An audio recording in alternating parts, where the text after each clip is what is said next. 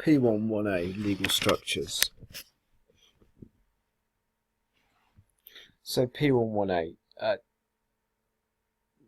we're going to look at basically different types of ownership structures going from sole trader all the way to PLC and what's suitable.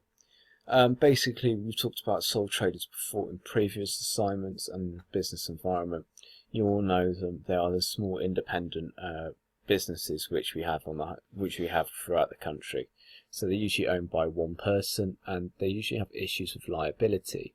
Usually they have unlimited liability, meaning that properties and assets will get taken away from them. In this example, we've got a plumber. The advantage is usually it's very quick and easy to set up, and it doesn't involve too much bureaucracy, and you can share all the profits yourself.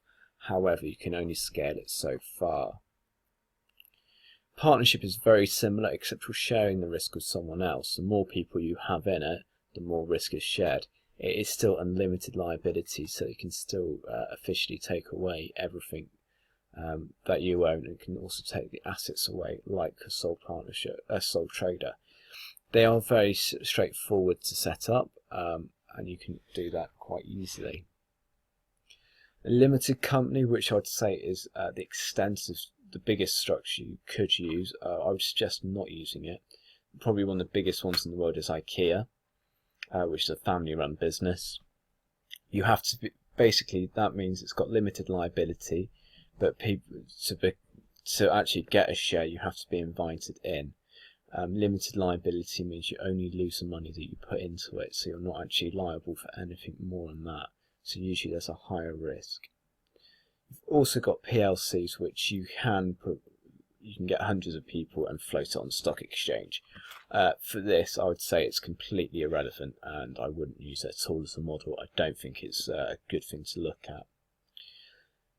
Okay, what I would strongly suggest you do is, if you look in the assignment 1 folder, the business ownerships Word document, click on it, and it will tell you basically all the information you need to know for this section and what you need to look at.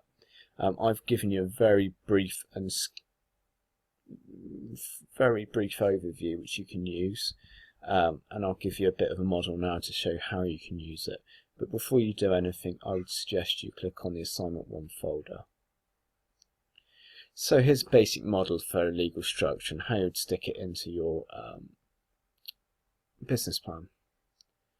So basically you want to say what type of legal structure and why. So most likely to be a sole trader or a partnership. You want to say 2 advantages and 2 disadvantages. You need to explain why you're a sole trader. You need to explain that why you think that's suitable. Obviously, you're a small business, that would explain why. Or if you're a partnership, it would explain why. You say an advantage and a disadvantage. Okay, so 2 advantages, 2 disadvantages. And that is all you have to do for that section.